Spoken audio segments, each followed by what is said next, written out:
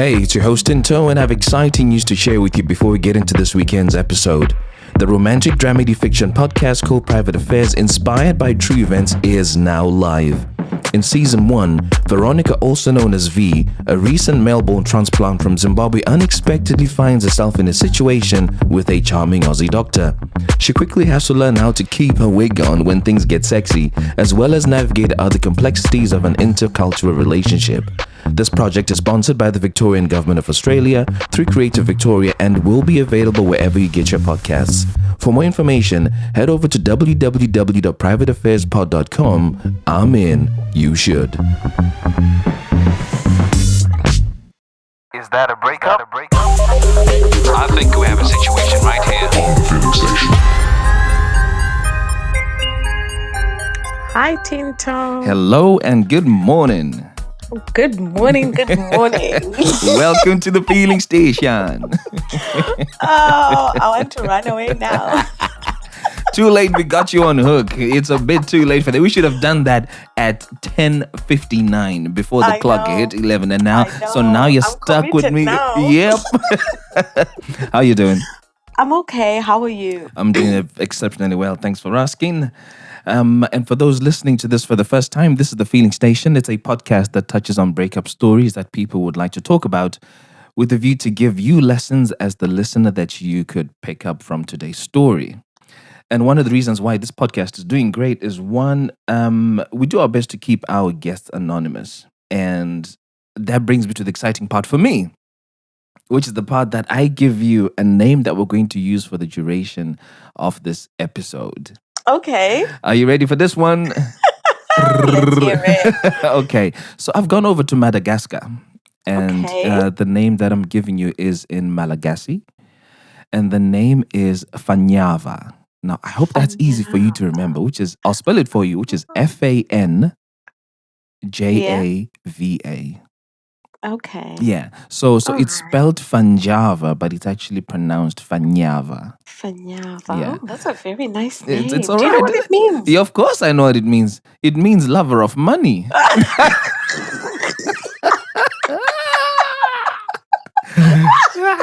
You did not expect that, did you? No. So, were you a lover of money, or the guy that you're talking about was a lover of money? Mm-hmm. I think in this situation, I thought, so this guy and myself, we came from very different backgrounds. Okay. I would identify that I was from a very much more privileged background. Okay. And than he was, but I thought it was going to give me brownie points, but here we are. It worked in your disfavor. Oh dear. Here we are. Yeah, so in that way, I will apply it in that way. Okay. So what are you going to call him? Right. So, I've thought about this. I've given him a Shona name from Zimbabwe. Yeah. And the name that I'm going to give him is Namo. Oh, okay. Can you explain what that means, please? Right. So, I think so it's one of those names that has different meanings depending on which context you're using it in. Yes. But for my specific story, it is burdensome. Eish. A person full of burdens. Wow. Can you imagine? This guy's burdensome, and there you are, you've got money. Yeah, you know? Yeah, I can see where this is going. I can totally. Okay, great. So the story is about Fanyava and Namo. Yes. Let's go over to the lessons, which is the second reason why the podcast is doing great so far. They are real life lessons that people learn from the story that you're going to share. They don't have to be 5 or 1 million. Even just one lesson is great. So what would you like people to learn from your story today? I think for me, it's just the importance of addressing childhood trauma. Ooh. Or sometimes we don't have the resources to address it, but I think just being aware of it, knowing how and why you're attracted to certain people, why certain behaviors make you attach yourself in certain situations that you have no business attaching yourself in. because of that. Interesting. And So that's lesson number one. I've put it down to say it's important to address childhood trauma. Yeah. Great. Do you have a second And one? then the second one, no monkey style sex, No monkey money, no monkey style sex. no education level is going to keep him. You will know. Wow. You'll know why as we go into the story. Wow. So lesson number 2 is no monkey style sex is going to keep him. Yep. No Okay. monkey style sex. No. Like, you know how sometimes we quantify ourselves because of who we are in society. So which school I go to, which university I go to, which education I'm getting. Yeah. I think of myself as quite an averagely attractive woman. So quite pretty. Yeah. And monkey style stuff in bed. And obviously you're going to stay. Excuse me. Hold up a sec. What is I've heard about many styles, right? But monkey style is definitely not one of those that I've heard. What is monkey style one sex? night.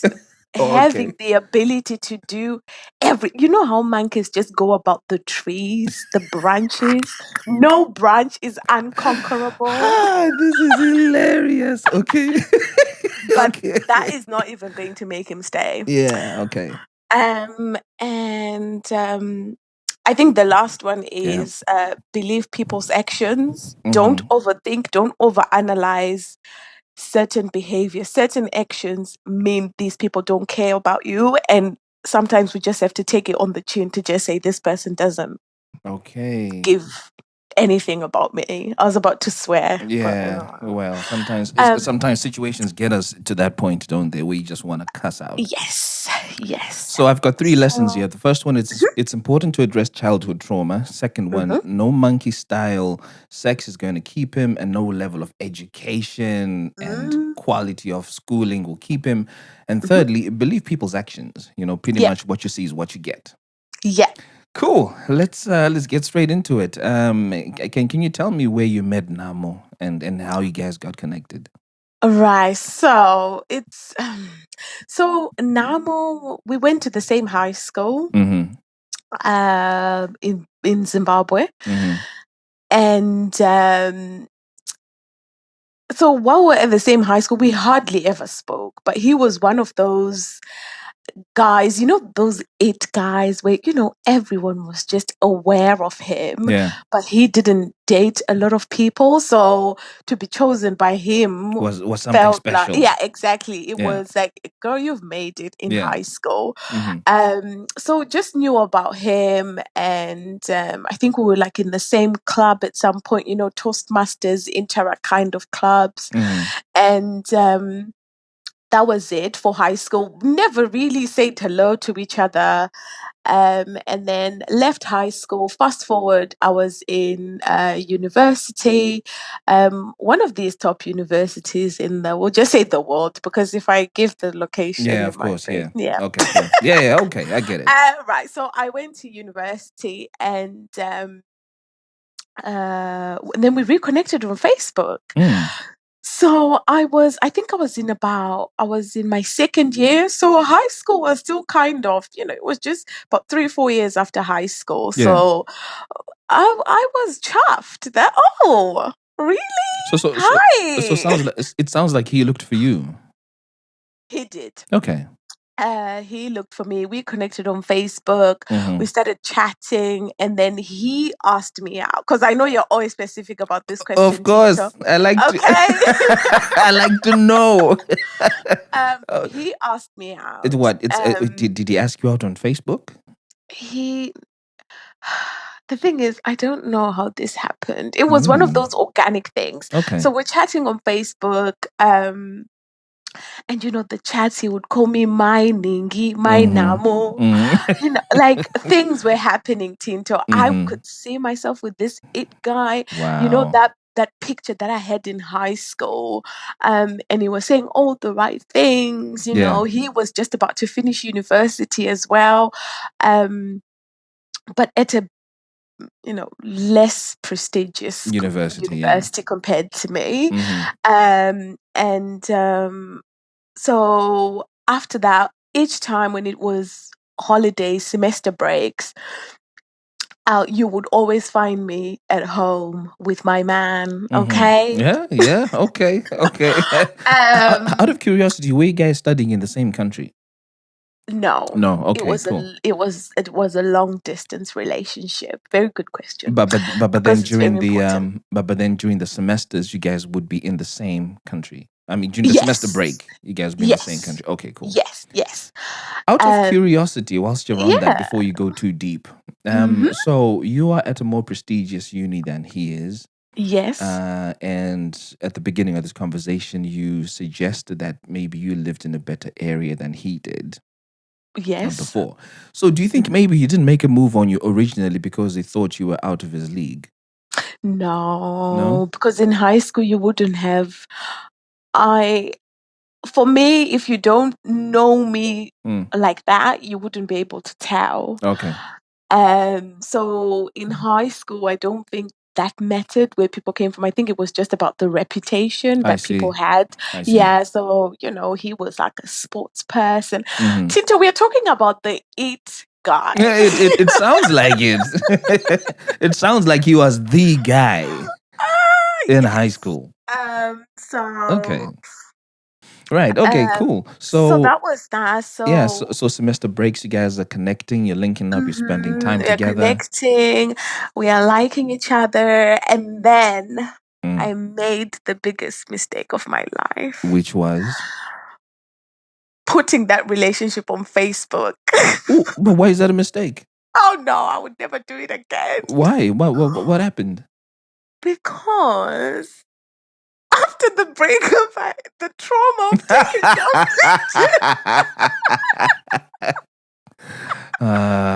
yeah. It was too much. So for that reason, I have a view and an opinion on that.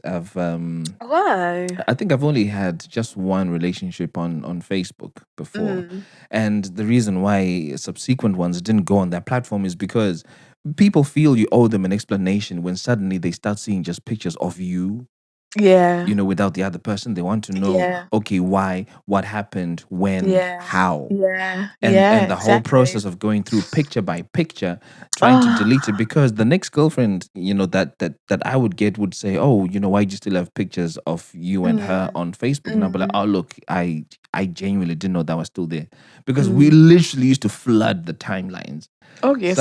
So just the admin of having to deal with things when things go wrong, I totally get it. It's too much. Yeah, it's too much.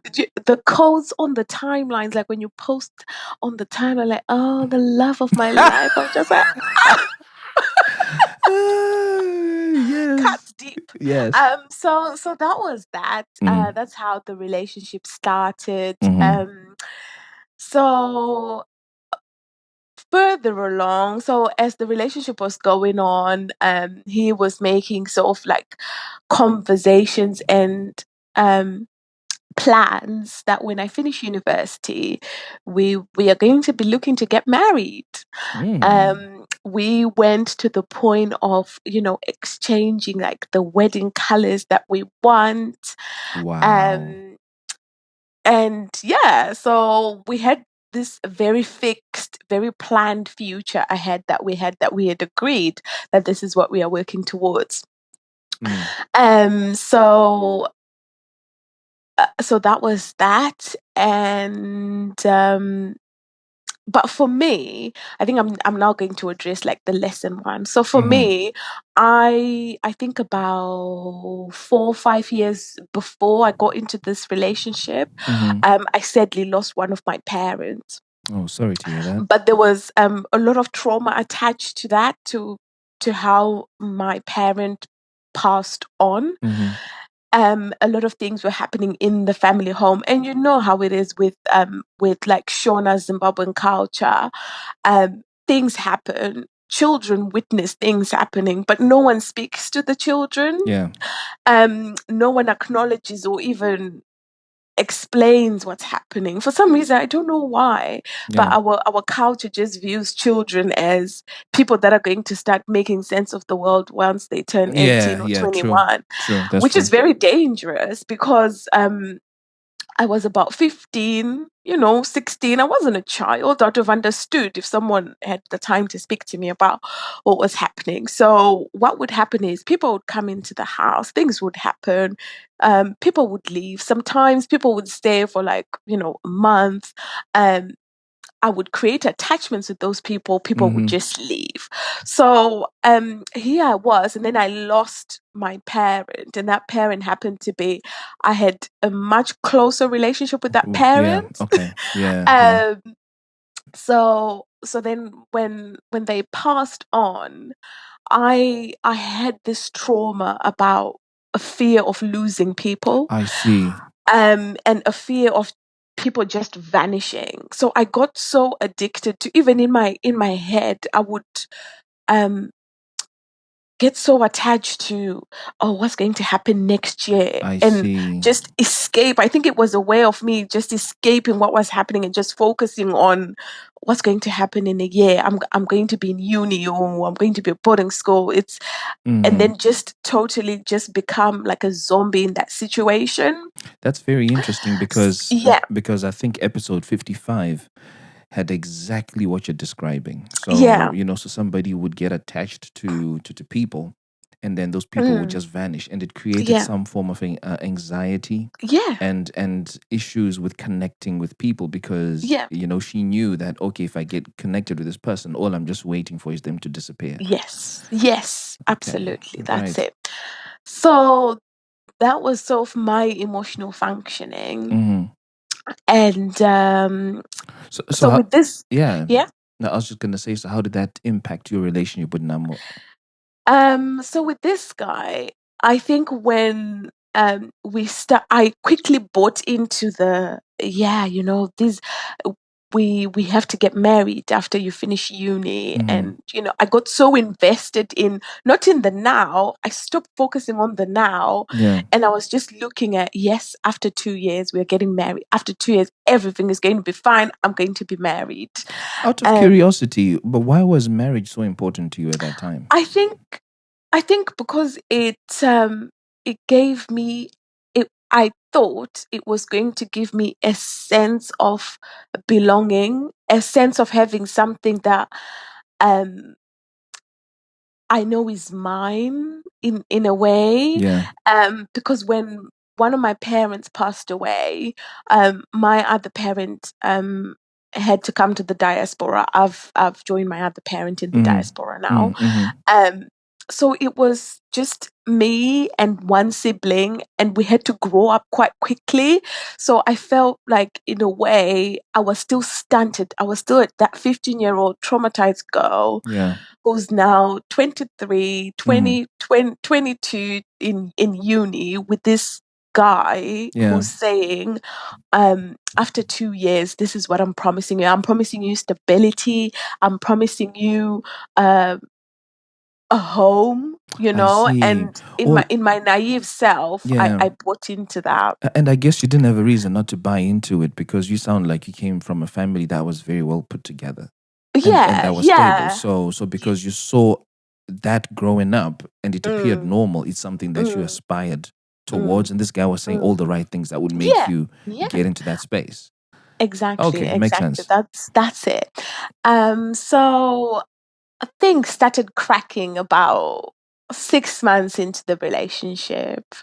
Just on the note, this was just a year relationship with all of this happening. Wow. Okay. Yes. Just to put it out there, just so that you know what an emotional roller coaster it was. Yeah. So 6 months into the relationship, this guy would, if we had a disagreement, he would punish me using the silence treatment. So he wouldn't speak to me. And when I say not speak to me, I'm not talking about I need to cool down. It would just be, I want space. You don't know when it's going to end. And he knew this was my worst nightmare. Okay. To go, and then for me not to be sure whether you're still here or not. It was just like, do you know, your worst nightmare and the person that you love using that as a way to manipulate resolve them. disagreements. Yeah, absolutely. So sometimes like the silence treatment or the space would go for 2 weeks. And the cycle of breaking those silence treatment would always be me begging him to forgive me for whatever it was. Sometimes I would even forget what I'm asking for forgiveness for. Wow. Just so that we could talk again. So in the end, I was walking on eggshells, dreading a disagreement. Sometimes I would just agree to things that I know in my heart, oh, this is breaking my heart. I would never agree to this. So pretty much you're being dishonest with yourself. I was being dishonest with myself, but Tinta, there was the promise of 2 years to come. There's going to be this. So again, with my coping mechanism of just floating along with the trauma, with things that are happening for the future, which was from 2 years after I finished uni. So I got into my third year. We were coming up to a year of dating. I would say the first 4 months were like the highlight of this relationship. I had no business being in that relationship for the rest of it. Okay. Coming up to a year, I was, celebrating a year. And for all my past relationships, I'd never had a relationship that had come to up to a year. And again, like I have another bone to chew with churches that like drill and nail this thing about marriages to young women. Honestly. Yeah. Because just at about 22, 23, I believed that, I have to get married after uni. If I don't, I have a generational curse. That was it. That was the reality that I was going into, because the all night prayers and things, people are just like, well, out of curiosity, and I won't divert this too much. Yeah. What was the generational curse? Well, it's like saying, like, I wouldn't say like a specific person came and said, you have a generational curse for marriages. It was just, with each and every church service, like a person will be saying, yeah, young women, you need to pray for your husbands. You need to pray for like a generational curse would be, let's say in like a bloodline, women just don't get married. Okay.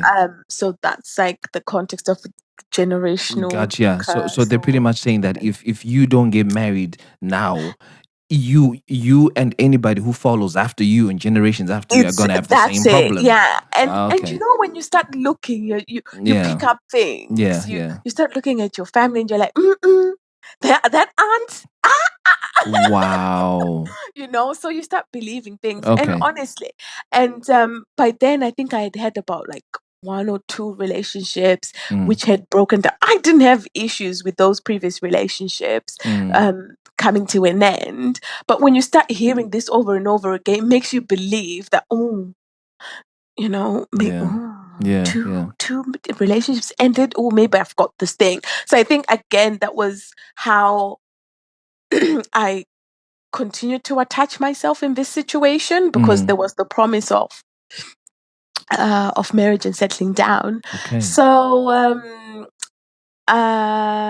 so we went on. It would be space, it would be me begging. And then I remember this specific day, and it's so traumatic in such a way that I always tell myself that that's the day I should have left, but I didn't. So we're just talking about something. I don't know what we disagreed on. It wouldn't have been major, because remember, I was just going along with what was going on. And then he just said, no, I want my space. I want my space. I had this thing of saying, I love you, even like between a fight, because I was just so desperate for I love you too. Even in like chaos, if I just say I love you too, I'm like, everything is fine. So then he didn't say it back, and then he just said, no, I want space, and then hung up the phone. It was still back in the day, BlackBerry BBMs and things. Yeah. Did he ever say I love you to you? He did, yeah. Okay. There was a time that he left me. Whatever that means. But within the first 4 months that you mentioned. Within the first 4 months, I think was kind of like maybe a healthy, I love you. So after that, so I had that fight. It was around the time of using BBMs and things. He blocked me on BBM. I couldn't message him. I couldn't ping him. I think, to be fair, I would turn psycho when someone went quiet on me. So, yeah, credit to him if he wanted to protect his space. So I went out of my dorm, went to a phone booth. Tinto, I'm someone who's very like aware of my appearance, so you won't see me like looking Rough. hugger outside. No. Yeah. But on this day, I had like different socks on. I was just like in my nightie. It's something that just happened. And at that moment, what mattered was me just getting assurance from this guy that he was still with me. Went to ring him on like a call booth. He answered, which was a relief to me. And there I go again with the cycle of begging, apologizing, begging, apologizing. And then he just said, no, I just want my space, and then hung up. And my world just crumbled. I just remember calling one of my friends and just saying, you need to come and get me, because I didn't have any strength. You know, that emotional breakdown that you just everything just stops. That's what happened. And then I just thought, you know what, I'm just going to give him his space. Gave him his space. And then I think after about 3 weeks or something, closer to me going home, I begged him again. And wait a minute. All this begging, man. For starters, you weren't being yourself. No. Right? You've already said you weren't being yourself. No. You would apologize for stuff that you didn't need to apologize for. Yeah. And then all this begging. Yeah. How did it make you feel as a person? It made me feel like I was nothing.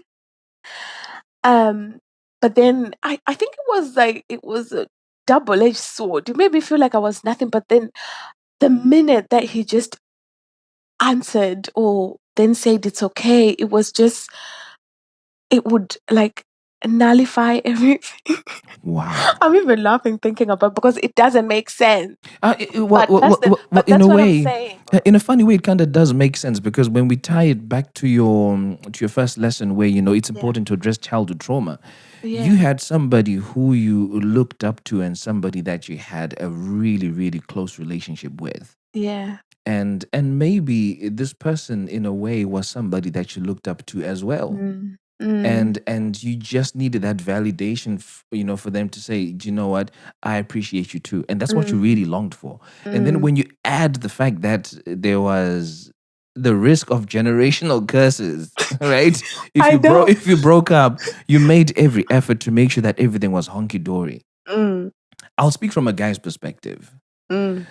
Constantly hearing a woman begging like that strokes our ego big time. And it really makes us feel, I've got this woman wrapped around my finger. I can do as I want and as I please. Yeah. And if an ego boost and the feeling in charge and feeling important was a big thing for him, he was getting all his boxes ticked. Man. Which unfortunately means that we don't put as much effort, knowing that this person will always be there, they'll always come back. Yeah. Yeah. So in that process, obviously he had finished uni. He was looking for a job. There I was, Tinto. I was fasting and praying for my husband to be the food I could have had in that moment. But anyway. Wow. I was fasting and praying for him, and he did get his dream job. And I won't take credit for that, because God is not God of funyana, funyava, fanyava. Yeah, fanyava. Fanyava. God is not God of Panyava. Yeah. Okay, Yeah. God to everyone. Mm-hmm. So he got his dream job, and there he was. So then he wanted to move to a different city. Mm-hmm. And there I was helping him look for accommodation and things. I'm so glad that that relationship happened before I started working. I promise you, I would have been financing that guy. But anyway, Wow. so I started helping him, and because of our different backgrounds, like I was, like pushing him to live in, like upper suburbs and things. I don't know whether he liked it or not, but he just ended up moving there. And then when we were getting to a year. So this year was so important to me. It was the first relationship that's got to a year. I have broken my curses Yeah. that were upon me. And Yeah. then and then when we met, when I had just gone back, and this was just about about 9 months just before I finished uni, for my dream to come true. And then he said, yeah, we need to talk. Oh. And I was like, okay, yeah. So at that point, I was in a different city. Yeah. And then he said, yeah, I've for the past like 10 for the past about 9 months, 8 months, I've been really trying to convince myself that I love you. This guy. But I don't love you. And while I was like traveling between the interviews I was fasting and praying for, Yeah. he met someone, and he struck a conversation with this someone, and he fell in love with this person. No way. This person is happens to be in a relationship, so they feel that they just it's come to the time where they need to end it with the people that they're with, because they've decided to be together. What? So there I was, everything making sense. You would think I would believe the different spaces that I was given. I'm sure he was, giving this chick the time and the attention that she needed, the fostering their relationship. Yeah. You would have thought I would have connected those dots, and I would have left, and I would have just said, okay, it's fine, it's done. And then I just said, okay, can I see you? Like, you owe me that with everything that we've been through and everything. So he was like, yeah, it's fine. Well, but I don't get that part. I'm sorry. So a guy's pretty much telling you, look, we're not it. Yep. What difference will seeing him make? Monkey sex. So, So yeah, okay, go on. I'll ask this later. So I met him. We went to the place that, we'd helped each other to find, I'm attached to these things. We'd helped each other to find this place. And did I not work hard that night, Tinto? I was working like a woman who's determined to get her man back. And I will tell you my lowest point. Yeah. I've never said this to anyone, but I'll say I can't wait to hear this one. Yes. My lowest point into was right in the middle. I said, so you don't want this anymore? And he said, yes. What do you mean? What do you mean he said yes? He said yes, he doesn't want it anymore. Yes. I just don't want. And you continued. For all I know, you even gave him more. Wow. Wow. And that was it. So spend the awkward night there. Did you know what this reminds me of? Yeah. An episode where a girl went to her boyfriend's flat and she found a random strand of hair, which she knew was not her hair. And instead of asking, whose hair is this? She used that as the day that she broke her virginity with this guy. And when I asked her why she did it, she says it's because she felt he had been stepping out because she hadn't given him the cookie. Yeah. And she felt giving him the cookie was going to stop him from stepping out and get him to change his mind. So I have a question for you. Yeah. This monkey sex that you delivered that night, yes. were you hoping that would change his mind? Yes. Had you guys not been having sex before? We had. So why would this have been any different? I don't know, because of the distance. I was there in that moment. But you'd have been there in that moment before anyway. Why was this particular monkey style episode so important? I think because he ended it like, let's say I got back from uni today, he ended it the next day, so we hadn't seen each other for about 2 months. So you felt shortchanged? Yeah, so I felt he's ending this because we haven't had sex in 2 months because I've been away. So I'm going to go and have sex with him, and it's going to change his mind. So the moment that he said, yes, I want to leave this, did you guys continue at that point, or that was it? No, Tinto. We stopped. I was sobbing, and it was just a very awkward night. And then when I was going, I think for him, he just felt I don't even think he wanted a friendship with me. I think he just felt so sorry for me, like just so sad for me. That like the next morning he was like, like we'll always talk and things. Oh, it was Wow. thinking of it, I'm just like, oh God. But anyway, so that was that. And then I had my raging moments afterwards. Yeah. But that was that. And you then were angry. I was. You felt like your time had been wasted. I was angry. I texted the guy who was apparently dating this girl. I had ways to find out, okay? Told that guy, and I don't know what I was hoping to achieve. Well, I think. Well, what were you telling him? Yeah, that, I wasn't trying to fight for him. In that moment, I was just like a raging lion. I was just like, yeah, so I'm dating this somebody. This somebody has told me that they're with your girl. Yeah. So yeah, and they're planning, and she's planning to break up with you because they've decided they finally want to be together. And what did he say? Yeah, and then he was like, "Oh yeah, she actually like broke up with me a couple of days ago," and that was that. Like, I don't know what I was trying to achieve from that, but you're trying to stir the ship. That's what you were trying to do. You're trying to stir the ship so that this other guy and his girl would get back together, and then you would have your man back. Oh, maybe. That's what it was. Yeah, it probably sounds a bit like acting out. Like, instead of begging, I was acting out somewhere else. Yeah.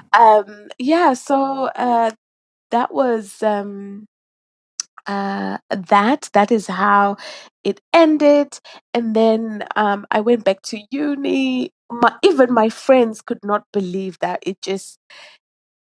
that's how he decided to end it. But I think ending a relationship, how can you? There's no perfect way of ending a relationship, honestly. Yeah, or breaking up with someone. and I'm just having a thought here. There's no way of telling whether the times that he would say, "Oh, I don't want to talk to you," and it goes quiet for 2 weeks. That was giving her attention. There's no way of saying, and there's no way of telling. We'll assume that he wasn't. Yeah. Right.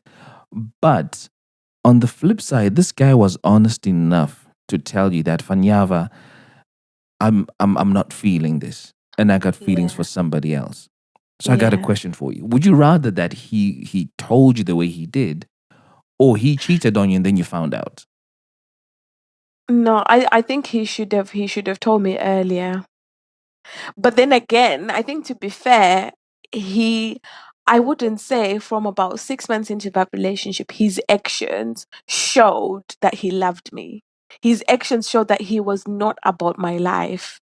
And I made the decision to keep begging. So again, Wow. the third lesson that I was saying, that, just believe people's actions. Yeah. Don't try to, is it space because of this? Is it space because of that? Oh, maybe I'm this, maybe I'm that. Yeah. And no, just believe that person's If somebody action. shows you their true colors, best believe that they are what Absolutely. they are. Absolutely. So that was That's that. And crazy. then, Yeah. and then went on to uni, picking myself up, and then 6 months down the line, one of my friends said, "Oh, I I need to come and talk to you." So I was thinking, "Oh, what's happened? What's happened?" At that time, I was single, so honestly, I thought, could it be my parent? Like, what's going on? Yeah. And actually, this guy and this girl had a white wedding. Wow, Lord of mercy. Honestly, how did you feel seeing that? It was that heartbreak came back again. How long had it been since you guys had broken up? 6 months? It was about 6 months. It wasn't long. Gee, there's a bit of a trend here. Just last week's episode, a guy met up with a girl. 6 months down the line, they were Roro and married, and it's the same thing with yours. Yeah, yeah. And I was, I didn't, I didn't even know how to react. Um, and because you know how sometimes we have this thing of saying the people that broke our hearts, karma is going to come to, like, karma, you are going to remember me. Yeah, okay. And there he was not remembering me. That must have felt like rubbish. Yeah, so wow. it was, and I had to relive that moment again, because this picture, I'm the one who's supposed to be in this picture. Yeah. And Are they still married? That whole heartbreak again. I think so. You know what? I blocked him a long time ago, and I just haven't unblocked him. So I don't know what's happening. Yeah, I guess that's a sign that you've really moved on. Yeah, especially when you think about the fact that you begged him a number of times to stay, and you did things when you knew you went wrong. For you to be in a position where you don't even think about him, you've genuinely moved on. Yeah, and it sounds like you're in a much better place now. I really am, and so did you break the generational curse in the end? Did you get married? The generational curse was broken. Congratulations. Married. But what I just want to say is, the person that I got to marry, I never had to walk on eggshells. I never had to hesitate to say that I don't agree with something. And I think I went into that relationship having worked on myself, having had therapy. So I was aware of some of the things, but then again, when you address some things, they don't come to the fore until you're in a relationship again. So he is mature enough to know if we have a disagreement, he knows that, like, going quiet freaks me out even up until today. So I won't act on it. So previously I would have begged, so now I just, I try to talk myself out of it. There's no evidence to suggest otherwise. So I'm aware of it. It hasn't been addressed, but I'm aware of it.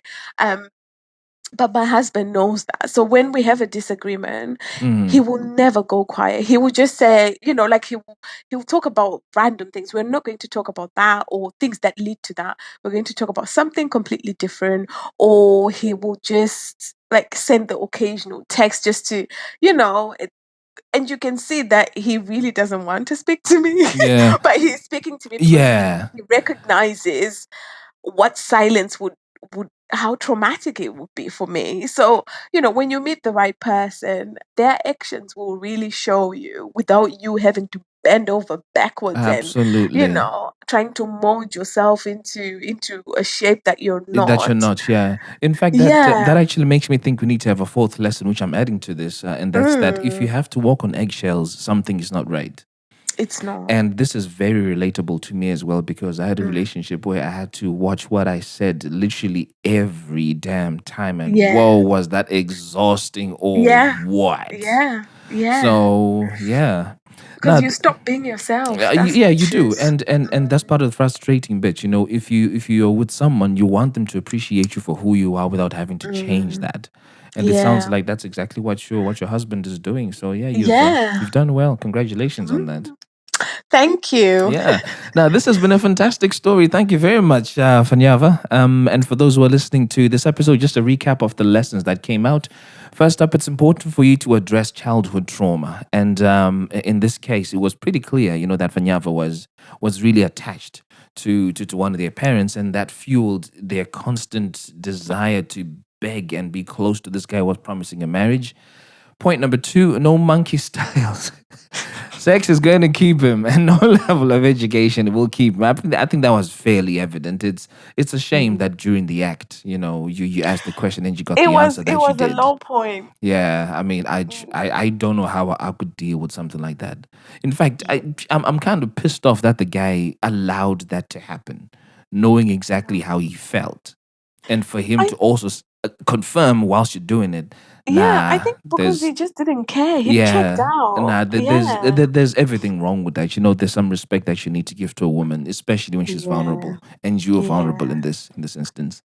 Lesson number 3: believe people's actions. What you see is pretty much what you get, and when they show you your true colors, best believe what they are. And last but not least, if you have to walk on eggshells, then something definitely is not right. You've been listening to another episode of The Feeling Station. I'm your host, Tinto, and I look forward to catching you next week. Peace. Tell me what you're feeling. Satis on Daru Raini and Chagizai. Tell me what you're feeling. Now that it's over. Satis on Daru Raini and Chagizai. Let me talk about my feelings. Let me talk about my feelings, yeah. Urudoi motoru noto kujiziro amai. Kujiziro amai. Love is a fire. Urudoi motoru noto kujiziro amai.